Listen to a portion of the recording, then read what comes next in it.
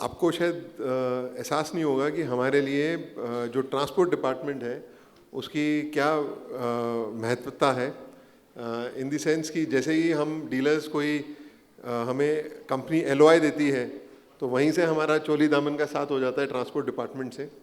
और जितने ये डीलर्स आप देख रहे हैं बैठे हुए हैं, कहीं ना कहीं सबके दिमाग में कोई ना कोई एक फियर होता है रिगार्डिंग ट्रांसपोर्ट डिपार्टमेंट, जो कि मेरे हिसाब से राजस्थान में नहीं होना चाहिए। When we have a state which is led by Purushottam ji, we have our Jaipur RTO Rajendra ji.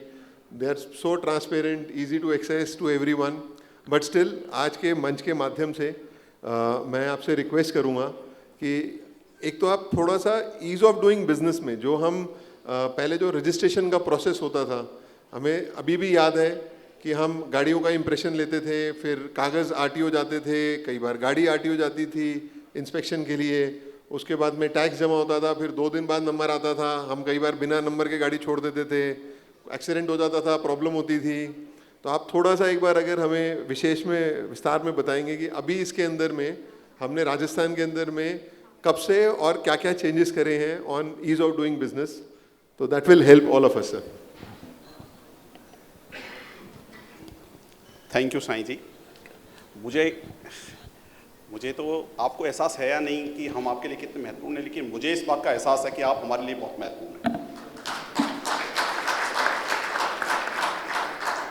आप बेसिकली हमारा विस्तार हैं, जैसे कहते हैं इंटीग्रल पार्ट है। और ये समझिए कि अगर हम आपके लिए हैं और आप हमारे लिए हैं,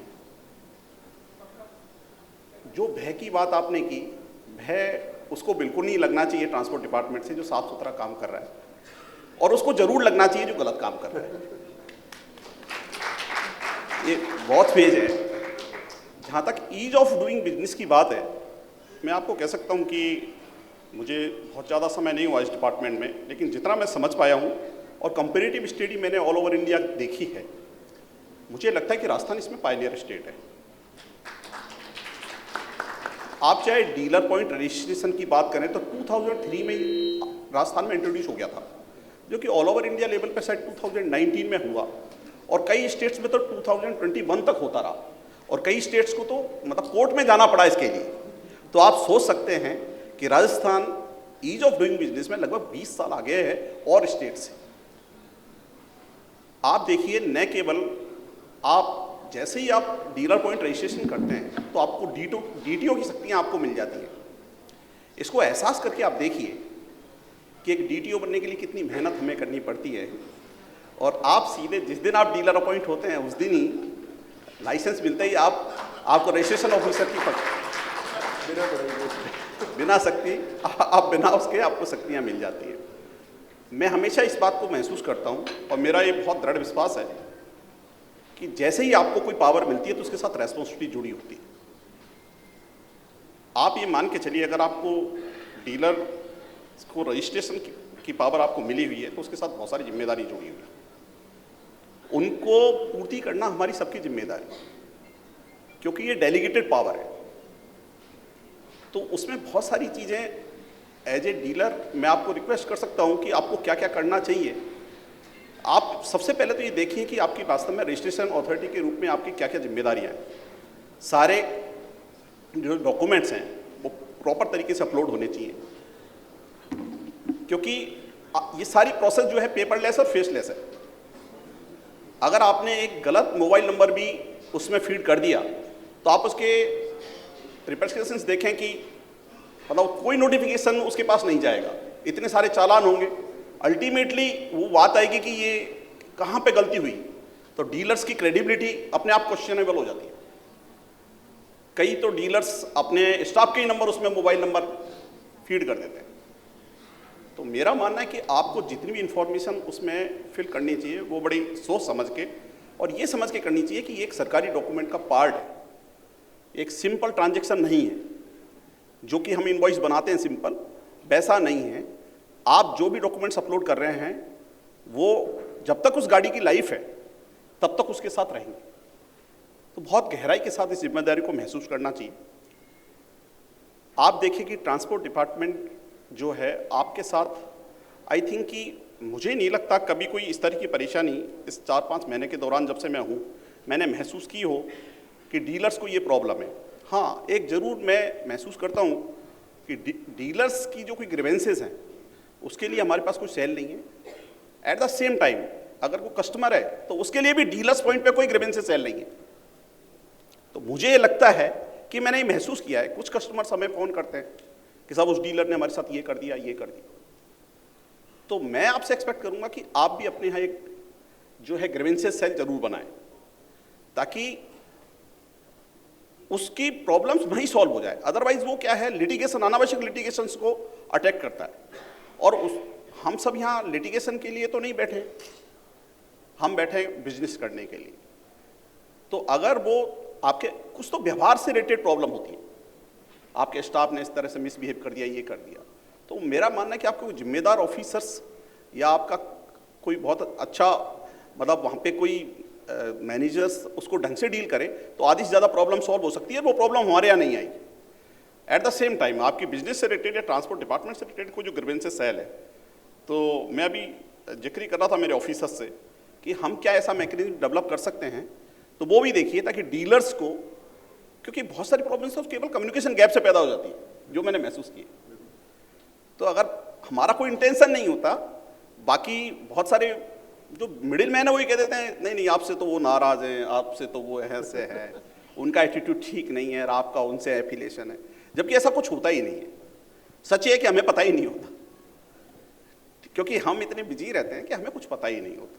तो हम भी चाहेंगे कि ऐसा कोई ग्रीवेंसेस सेल हमारे यहाँ बन जाए। तो मेरे ऑफिसर्स को मैंने कहा भाई इस पॉसिबिलिटी को एक्सप्लोर करिए कि डीलर्स को वास्तव में कोई परेशानी नहीं हो। वैसे आप फाड़ा के पदाधिकारी जानते हैं, आई थिंक कि आपके हर पॉइंट्स को जब से मैं आया हूँ हमारे ऑफिसर्स और ये आपसे रेगुलर टच में हैं, हर पॉइंट को एड्रेस करते हैं और इमीडिएट मतलब रेस्पॉन्स करने की हम पूरी वो रखते हैं कि होना चाहिए।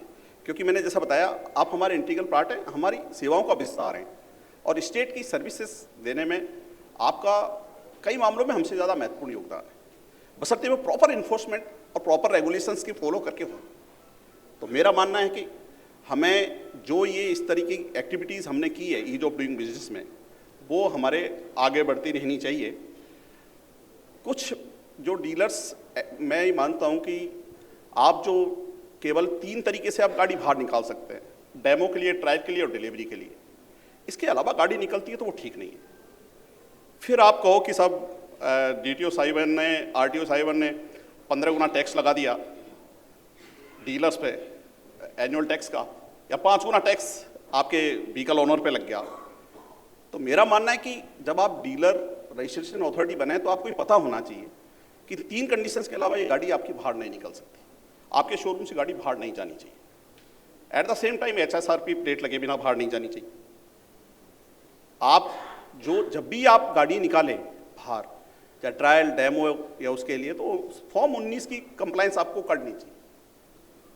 जितने भी आपके सब डीलर पॉइंट आपने बना रखे हैं, आप उनके लिए इंडिविजुअल ट्रेड लाइसेंस लीजिए, मॉडल के लिए भी लीजिए और आपके प्रेमाइसेस के लिए भी लीजिए। ये अनावश्यक वो नहीं है, आप उसको रेड टेपिज्म ना कहें या लाइसेंस राज ना कहें, लेकिन वास्तव में रेगुलेशन है। एक बार प्रॉब्लम हो सकती है, लेकिन सब फॉलो करेंगे तो ये प्रॉब्लम नहीं हो। तो मेरा मानना है कि हमें साफ सुथरे काम की तरफ आगे बढ़ना चाहिए। मैं अभी जैसे सुन रहा था बहल साहब को, वो कह रहे थे कि आपको जो 3 टायर सिटीज है उसमें 60% की ग्रोथ है, तो नेचुरल से कि डीलर्स का जो एक्सटेंशन है वो किस लेवल तक होगा आने वाले टाइम। तो आप जब भी एक्सटेंशन करें, आपका जो डिस्ट्रिक्ट लेवल नॉर्मली डीलरशिप होती है, तो आप जो हैं उसका बाकायदा पूरा ट्रेड लाइसेंस लेके ही आप विस्तार करें, ताकि ये अनावश्यक प्रॉब्लम्स फेस ना करनी पड़े। जैसे परसों ही एक प्रॉब्लम आई थी कि साहब वहाँ पे ऐसा हो गया, उनको पता नहीं था। वो ठीक है, एक बार हम बियर कर सकते हैं, 2 बार बियर कर सकते हैं, हर बार बियर नहीं कर सकते। तीसरा, मैं कहना चाहूँगा आप लोगों से, जो मेरी एक्सपेक्टेशंस हैं उसमें एक रोड सेफ्टी कॉर्नर आपके यहाँ होना चाहिए। हम बहुत मतलब उसको मैकेनिकल फॉर्म में बनाते हैं। सच ये कि जो मॉडल आता है वो बहुत कॉम्प्लिकेटेड होता है आजकल व्हीकल्स का।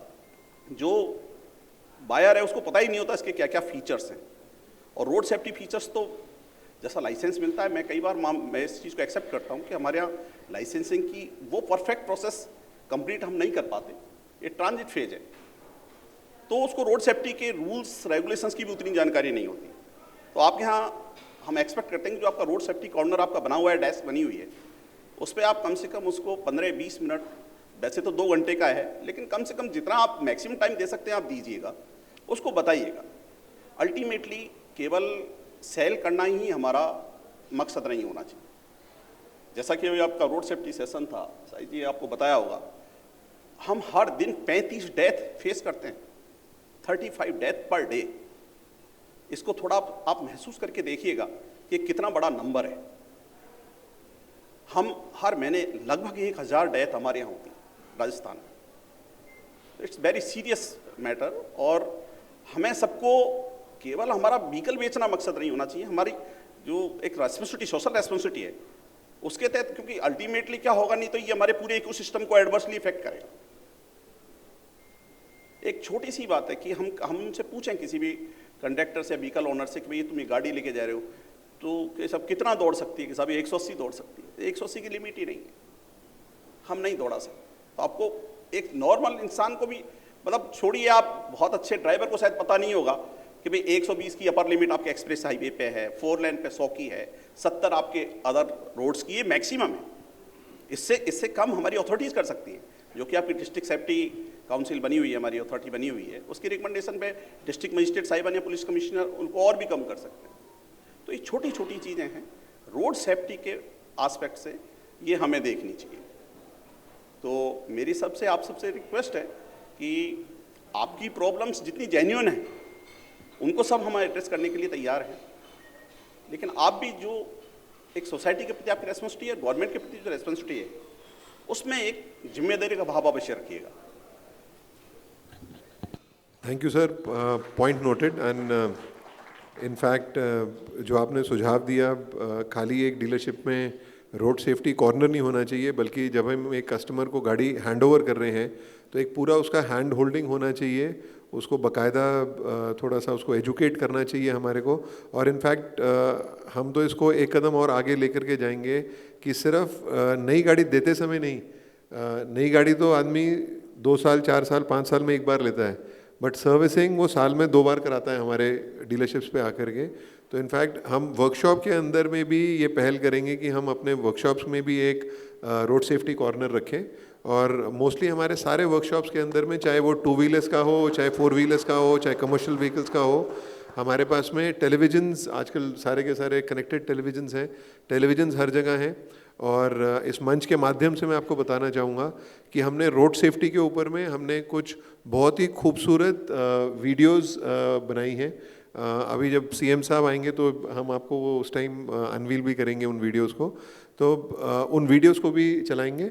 और जैसा हमें राजीव शर्मा जी डीजी साहब ने बोला कि ये एक कांस्टेंट चेंज होना चाहिए इसके अंदर में, क्योंकि आज जैसे धुरंधर के हमने पोस्टर्स लॉन्च करे आपके साथ में, तो अभी क्योंकि धुरंधर चर्चा में है तो सबका ध्यान उसकी तरफ आकर्षित होगा, लेकिन शायद अब आने वाले टाइम में जो टीम आईपीएल जीतेगी, तो हम उस आईपीएल टीम के जीत के माध्यम से हम रोड सेफ्टी को हम प्रकाशित कर पाएंगे।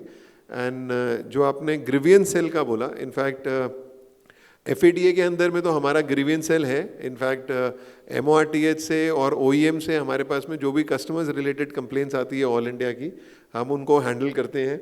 तो अगर आपके पास भी जो कंप्लेंट्स आए, हम आपको अपने ईमेल आईडीज़ और फ़ोन नंबर दे देंगे, आप उस पर दे सकते हैं। बट मोस्टली सर सारी डीलरशिप्स पे ग्रीवेंसेस सेल होते हैं। एंड आजकल तो डिजिटल का ज़माना है, कस्टमर कंप्लेंट बाद में करता है, पहले ट्वीट करता है या पहले इंस्टा पे या सोशल मीडिया पे जाकर के, और हमारे ओईएम्स को, हमको, जिसको वो जानता है, एफएडीए को, सबको टैग कर देता है, और उसके बाद में हम भागते रहते हैं। बट आपका सुझाव ठीक है, एक माध्यम होना चाहिए, एक कस्टमर को पता होना चाहिए कि अगर उसको कोई एटलीस्ट ट्रांसपोर्ट से रिलेटेड कोई भी अगर उसको शिकायत है, कोई भी अगर उसकी प्रॉब्लम है, तो उसको कहाँ पर अप्रोच करना चाहिए। तो आपका सुझाव सर आंखों पर sir, and we will 100% ensure कि हम इसको इम्प्लीमेंट करेंगे। शेखावत जी से मैं थोड़ा सा और रिक्वेस्ट करूँगा सर कि जो ये ईज़ ऑफ डूइंग बिजनेस है, सर ने मेन पॉइंट्स टच करे। 2003 से हम डीम्ड आरटीओ तो बन गए थे, लेकिन जो अब 2021 में जो चेंजेस आए उसको हमने कैसे इम्प्लीमेंट करा, थोड़ा सा अगर आप उसमें हम डीप डाइव करके अगर हमें बताएंगे तो सर। आज के इस व्यापार राजस्थान में एक तो आप सबका बहुत बहुत धन्यवाद जो यहाँ आमंत्रित किया। बहुत सारी चीज़ें हैं, वो जैसे सर ने लगभग सारी चीज़ें बता दी है। कुछ जो चीज़ें हैं मैं उनमें केवल एड ऑन करना चाहूँगा। ये बात सही है कि जब मैं यहाँ आया तो यहाँ मेरे को ये बताया गया कि ये डीलर्स का एक गेट टुगेदर है या मतलब वर्कशॉप है, लेकिन मैं यहाँ देख रहा हूँ कि राजस्थान सरकार ने आपको इतना एम्पावर कर दिया है कि अब आप डीलर नहीं रहे हैं, अब आप सब लीडर बन गए हैं, क्योंकि आप सबको डीटीओ बना दिया गया, जैसा पहले ही बताया ना, डीलर रजिस्ट्रेशन अथॉरिटी। तो अब आप लीडर की एक भूमिका में है, और जो डीटीओ का काम होता है यानी जिस प्रकार से सही तरीके से शासकीय कार्य करना, वही पूरी की पूरी जिम्मेदारी आपकी होती है। सारी चीज़ें ऑनलाइन हो गई है। ये बात सही है कि जैसे ही अपने यहाँ डीलर रजिस्ट्रेशन हुआ ऑल इंडिया में, पैन इंडिया में, फिर इसको फॉलो किया गया। बाकी सारी चीज़ें सर ने बता दी। मैं केवल वो चीज़ें बताना चाहूँगा जो हमारी आपसे अपेक्षा है, जो परिवहन विभाग की अपने डीटीओ से जो अपेक्षा रहती है, वही मैं जो हमारे जो डीलर्स हैं उनसे जो अपेक्षा है उनसे रिक्वेस्ट करूँगा। पहला पॉइंट तो ये है कि जब पूरी प्रक्रिया डिजिटाइज हो गई है तो आपसे भी हमारा अनुरोध है कि ये जो जितना भी सिस्टम डिजिटाइज है, आप पूरे कस्टमर को सेटिस्फिकेशन होना चाहिए, क्योंकि ईज ऑफ डूइंग का मतलब ये होता है कि जितना हम इजी करेंगे प्रोसेस को, जितना हम ट्रांसपेरेंट रखेंगे, जितना हम ओपन रखेंगे, और उसको लगना चाहिए कि हर एक उसके जो मतलब उसके सामने हर एक तथ्य का खुलासा होना चाहिए। कितने की गाड़ी आ रही है, कितने में बिक रही है, कितना एक शोरूम प्राइस है, कितने की बिलिंग कर रहे हैं, सारी चीज़ें खुलासा होनी चाहिए। तो आपको साथ ही जो पेपर हैं, वो पेपर ये बिल्कुल सही है कि डिजिटाइज प्रक्रिया है तो सही पेपर अपलोड होने चाहिए, सही व्यक्ति के मोबाइल नंबर अपलोड होने चाहिए, क्योंकि एनीवे रजिस्ट्रेशन है, कोई भी व्यक्ति कहीं भी कर सकता है। ये ईज ऑफ डूइंग का पार्ट है, लेकिन इसका मतलब ये नहीं है कि हम प्रोसेस को वायलेट करें। तो खास तौर से आप सबसे अनुरोध है कि डिजिटल प्रक्रिया में जो भी करें, पेपर कई बार हम देखते हैं ऐसे पेपर आते हैं जिसमें पता ही नहीं चलता आधार कार्ड किसका है, पैन कार्ड किसका है। तो सारे पेपर रीडेबल होने चाहिए, और जितने भी आप उससे भी ले रहे हैं, जितने भी फॉर्म आप भरवा रहे हैं, सारे सही तरीके से अपलोड होने चाहिए। वो सब आपको पता ही है, 2017 से ये जो फाइलिंग सिस्टम है ये बंद कर दी गई परिवहन विभाग ने। अब आप लोग सीधे ही उसको कस्टमर को गाड़ी नंबर प्लेट या जो फाइल है सीधे ही डिलीवर करते हैं। दूसरा, जैसे ट्रेड सर्टिफिकेट के लिए सर ने बता ही दिया, कई बार आपके एक ही आपके पास ट्रेड होता है, 2-3 जगह आप गाड़ियाँ रखते हैं, गाड़ियाँ बेचते भी हैं। फिर जब हम उसको कहीं से हमारे पास कंप्लेंट आती है तो फिर हम आपसे पूछते हैं तो आप कहते हैं बिलिंग कहीं और से हो रही है। तो मेरा अनुरोध है कि हम इसको साफ़ सुथरा रखें जहाँ भी आप, क्योंकि जहाँ भी आप यदि डेमो कर रहे हैं, मान लीजिए आप जयपुर का कोई डीलर है तो दौसा में आप कह रहे हो कि हम डेमो कर रहे हैं, या आप ये कह रहे हैं कि साहब हम बीकानेर में कर रहे हैं, तो वो एक्चुअली उसमें थोड़ा लीगल इश्यूज भी आता है। तो आपसे मेरा रिक्वेस्ट इतना ही है कि ट्रेड सर्टिफिकेट उनका लीजिए। तीसरी, जैसे HSRP की हमने आपसे बहुत विनम्र शब्दों में रिक्वेस्ट कर रहे हैं कि ये न केवल रोड सेफ्टी के लिए और बल्कि मौत के जो डायरेक्शन है उनकी भी पालना होनी चाहिए। तो बाकायदा नंबर प्लेट लगने के बाद में ही गाड़ी निकलनी चाहिए। बहुत बार हम देख रहे हैं कि जो कस्टमर है, VIP है, या कस्टमर ने कह दिया कि साहब आज ही मुझे तो मेरा मुहूर्त आज का ही है, नंबर प्लेट 2 दिन बाद में आएगी। बाद में हम उस पर 1 लाख की पेनल्टी, डीलर पेनल्टी करते हैं। फिर आप कहते हो साहब ये ऐसे मत कीजिए, समरूपता रखिए, चीज़ें बहुत आसान हो जाएगी। आप उसको बता दीजिए कि बिना नंबर प्लेट के जाओगे तो सिक्योरिटी इश्यू हो जाएगा, कल को उसकी गाड़ी से किसी के एक्सीडेंट हो जाता है तो बड़े लीगल इश्यूज होते हैं। तो आप सबसे अनुरोध है आप HSRP प्लेट लगा के ही चलिए। फिर जैसे BH सीरीज़ की बात आ रही है, ईज ऑफ डूइंग के पार्ट पे ही मैं बता रहा हूँ। पूरे यदि आप पैन इंडिया में देखेंगे, BH इशुएंस देखेंगे, भाई BH कितने BH व्हीकल BH नंबर जारी हो रहे हैं, तो शायद जयपुर का नंबर मैंने जो पिछले मतलब जनवरी फरवरी में अभी देखा था, तो हमारा नंबर पूरे ऑल इंडिया में 5 या 6 नंबर पे आता है जारी करने में, यानी खुले मन से जारी करते हैं। तो वो बात नहीं है, हम ईज ऑफ डूइंग के पार्ट पे आपने जो अपलोड किया डेटा और हम उसको वेरीफाई कर देते हैं। लेकिन उसका दूसरा जो पार्ट है वो ये भी देखने में आया कि अभी मैंने जब देखा, हम जब टैक्स इनका वसूली की बात चल रही थी तो तकरीबन 1500 ऐसी गाड़ियाँ निकली। उन गाड़ियों के जब ऑनर से बात की तो किसी ए ने बी को बेच दी, बी ने सी को बेच दी, और कुछ ऐसे लोगों को आपने या मतलब जो भी सिस्टम से आप लोगों ने BS नंबर अलॉट कर दिए जो वास्तव में उसके एलिजिबल ही नहीं थे, ठीक है ना। तो इससे क्या होता है कि जो जिस पर्पज़ के लिए BS जारी किया गया कि भाई ट्रांसफरेबल जॉब हो, 4 स्टेट में उसके ऑफिसेज हो, GST हो, और उसको हर अलग अलग स्टेट में आपको अलग अलग उसको टैक्स नहीं देना पड़े, तो ये इसके लिए जारी किया है। वैसे आप लोगों के कहने पर हमने पहली बार अदर स्टेट व्हीकल पे जो ड्राइव की है, मेरे ख्याल से पूरे इंडिया में ऐसी ड्राइव नहीं हुई जो जयपुर में ड्राइव हुई है, और उसकी वजह से आपकी व्हीकल सेल बढ़ी है। आप पहले देखो, आज से 2 साल पहले आप देखो तो यहाँ पे जो NCR के जो पुराने व्हीकल हैं, जो 10 साल 12 साल पुराने व्हीकल हैं, उनके बाकायदा कार बाजार लगते थे और बहुत सारे लोग गाड़ियाँ बेचते थे। आज वो व्यापार हमने शून्य कर दिया सिर्फ आपके लिए, सिर्फ आपके लिए कि भाई नए जो व्हीकल है, चूँकि पोल्यूशन फ्री होते हैं, आपके जो जैसे यूरो स्टैंडर्ड से कवर होते हैं, ठीक है, और आपकी भी सेल बढ़े। सिर्फ फाडा ने हमसे अनुरोध किया था तो हमने आपके कहने पे, तो अब मेरा आपसे अनुरोध वाइस वर्सा यही रहेगा, क्योंकि वो लोग ये कहते हैं कि साहब हम ट्रांसफरेबल जॉब में कहाँ जाए, तो उनको BH नंबर, तो BH नंबर केवल पात्र लोगों को मिले। कई बार टैक्स इविजन के इशू सारे नहीं करते, बिल्कुल भी नहीं करते, लेकिन एक आध डीलर की ये आती है कि अगले को लोन उसकी कैपेसिटी बढ़ाने के लिए हम एक शोरूम प्राइस बढ़ाने की कोशिश करते हैं, तो इससे क्या GST सहित बहुत छोटे छोटे इश्यूज आते हैं, तो उसको आप अपने लेवल पर एक बार देख लेना। एक शिकायत निवारण का जैसे सर ने सिस्टम बताया, ये बात सही है कि आपके स्तर पर एक रिड्रांस जो ग्रीवेंस रिड्रेसल सिस्टम हो सकता है, लेकिन मैं ये करूँ कि बार बार या तो आपके पास घूम रहे हैं या हमारे पास घूम रहे हैं या डिपार्टमेंट के पास घूम रहे हैं, तो एक ऐसा ऑनलाइन प्लेटफॉर्म बनना चाहिए कि 7 दिन में आप लोगों के यहाँ वो एक डिजिटाइज कर दो, आप उसको 7 दिन में आपके यहाँ उसकी सुनवाई हो। यदि 7 दिन में नहीं सुनवाई होती है तो संबंधित RTO के पास आए, और फिर भी नहीं है तो डिपार्टमेंट के पास जाए। तो एक सिस्टम की ज़रूरत है।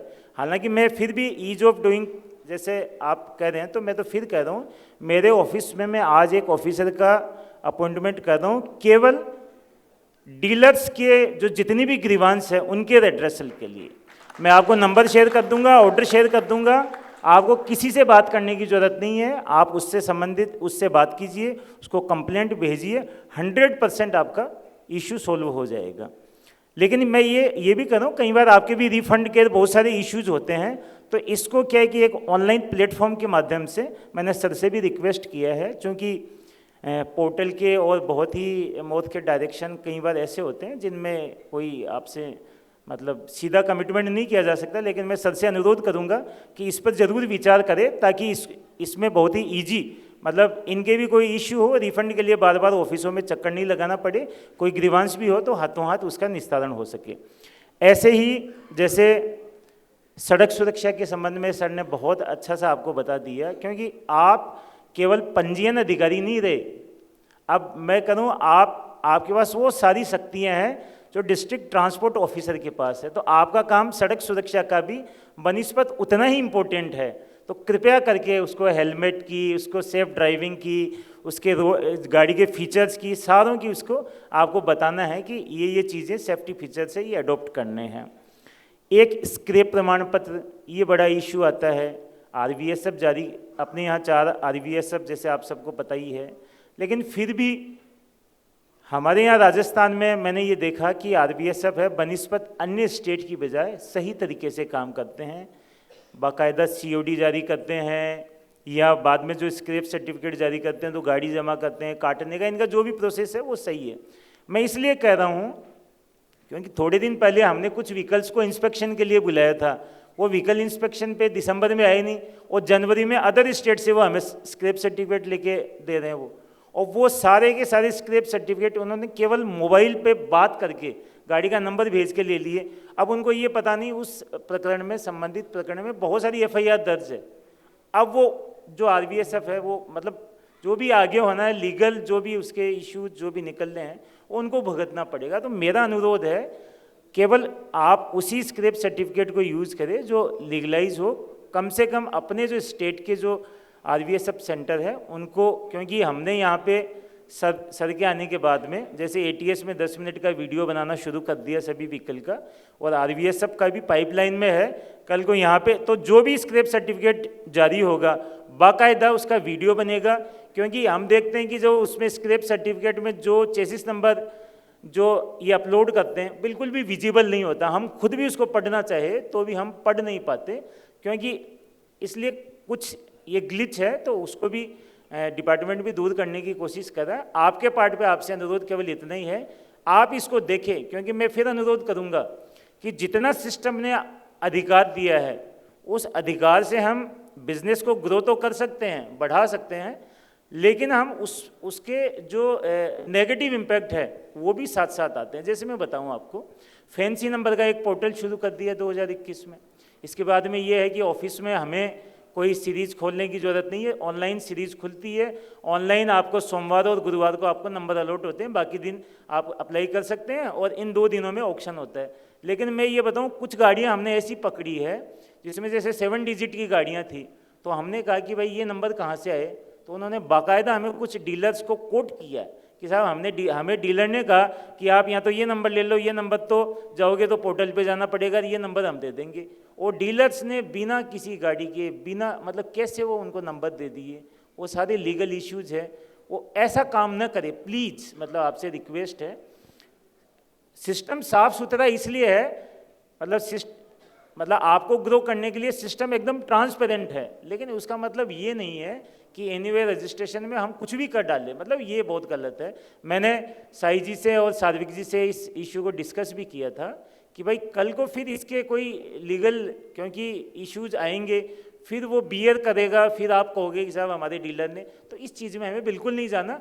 आपका कोई इशू हो, जैसे आपके यहाँ कई बार हम 5 बजे भी यदि फैंसी नंबर अलॉट नहीं करते हैं, आपका फ़ोन आ जाता है, हम 5 मिनट में आपको अलॉट कर देते हैं। कई बार हो सकता है आगे पीछे हो, तो वो आप हमें कॉल कर दीजिए। कई बार हम भी अपने पार्ट पे मिस कर जाते हैं, लेकिन कृपया करके इलीगल तरीके से कुछ भी ना करें, क्योंकि आप हमारे DTO हैं, आप डीलर नहीं हैं। पहले भी मैंने बताया, आपको विभाग ने लीडर बनाया, तो लीडर की हैसियत से काम कीजिए। फिर जैसे EV चार्जिंग सुविधा, देखो EV का जैसे अभी ये वाद जब से शुरू हुआ तब से EV की अपनी एक भूमिका उभर कर आई है। तो चूंकि EV को हमें प्रमोट करना होगा, तो मेरा केवल इतना ही निवेदन है कि जो डीलरशिप है जितनी भी, उन पे यदि मतलब पॉसिबल हो तो चार्जिंग जो स्टेशन है यदि वो एस्टेब्लिश, यदि कहीं स्पेस है, वाइबिलिटी है, यदि ये होने लग जाएंगे, क्योंकि अभी जयपुर शहर में व्हीकल्स की संख्या तकरीबन 35 से 40 लाख के आसपास है, लेकिन EV के जो चार्जिंग स्टेशन है, इंफ्रास्ट्रक्चर है, वो इतना नहीं है। तो ये जो भूमिका है ये आपको निर्वहन करनी पड़ेगी। ये एक इनिशिएट है जो आपको लेना पड़ेगा, और अपने जितने भी आपको डीलरशिप है जहाँ संभव हो वहाँ EV चार्जिंग स्टेशन बनाए। एक जितने भी आपके सर्विस सेंटर है, मेरा अनुरोध रहेगा वहाँ PUC की व्यवस्था हो, ताकि वहीं पे आपकी सर्विस हो, वहीं पे उसका पोल्यूशन भी ये हो जाए कि उसका पोल्यूशन जारी है कि नहीं है, पोल्यूशन सर्टिफिकेट। अदरवाइज बिना पोल्यूशन के व्हीकल घूमते रहते हैं। EV का जैसा सर ने भी अनुरोध कर दिया, और जैसे आप लोगों का भी है, EV का खूब प्रचार प्रसार हो।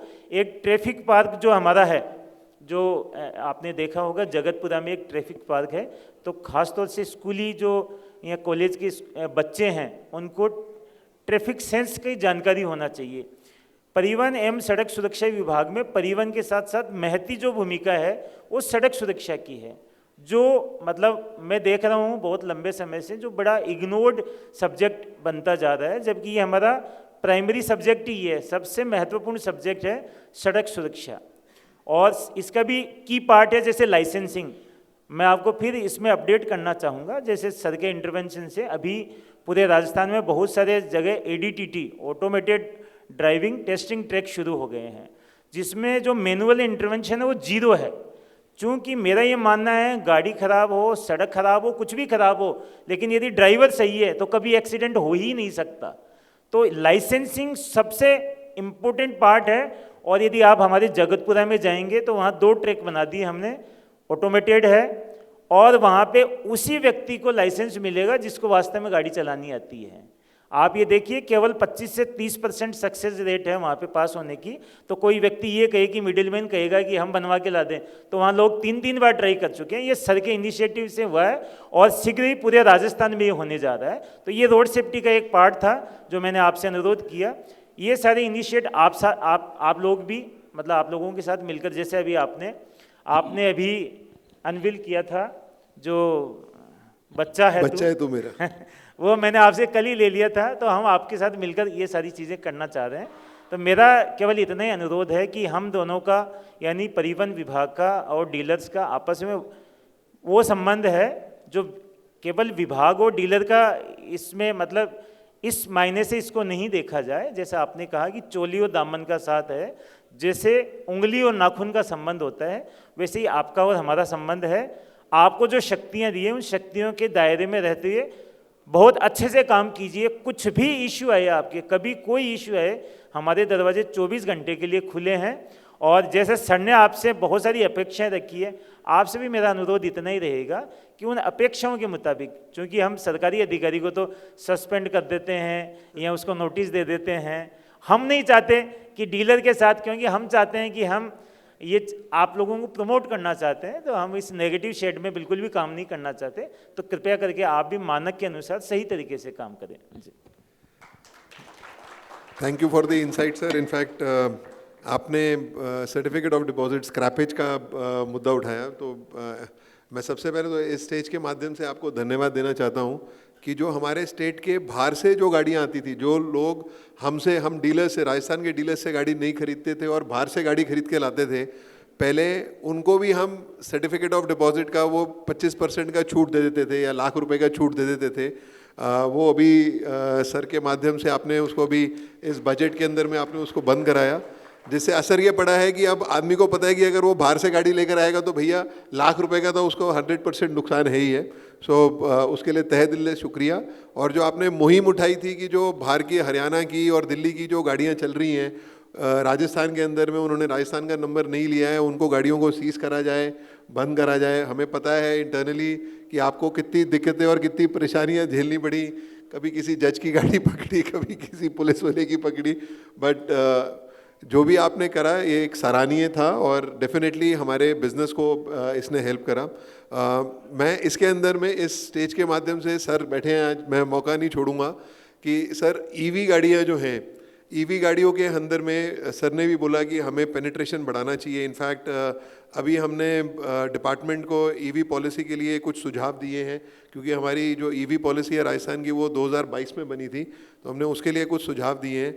सर एक चीज़ जो बहुत ही मिनिस्क्यूल है, जो हम इमीडिएटली इम्प्लीमेंट कर सकते हैं और जो हम डीलर्स को इफ़ेक्ट करेगी हमारे स्टेट के अंदर में, क्योंकि एटलीस्ट रजिस्ट्रेशन के हम चार्जेस नहीं लेते हैं, तो जो हमारी नेबरिंग सिटीज़ हैं, स्पेशली अलवर, भिवाड़ी, उदयपुर, कस्टमर्स जो गाड़ियां हैं वो गाड़ियां बाहर के डीलर्स से खरीदते हैं और आकर के राजस्थान में रजिस्टर कर लेते हैं, और वो भी मोस्टली फर्जी एड्रेस पे रजिस्टर होती हैं वो गाड़ियां, किसी एजेंट के या किसी के भी माध्यम से वो फर्जी एड्रेस पे रजिस्टर हो जाती हैं, जिससे कि एक सेफ्टी और सिक्योरिटी का भी इशू होता है। तो अगर हम, जैसे हमने COD बाहर के लिए बंद करा, अगर हम बाहर की गाड़ियाँ, उत्तर प्रदेश में अगर आज हम देखेंगे, उत्तर प्रदेश में सेम चीज़ है कि बाहर की गाड़ियों को हम रजिस्ट्रेशन अगर करते भी हैं तो उसमें पूरा रजिस्ट्रेशन टैक्स देना पड़ेगा, कोई छूट नहीं मिलेगी। तो स्टेज के माध्यम से मैं आपसे रिक्वेस्ट करूँगा।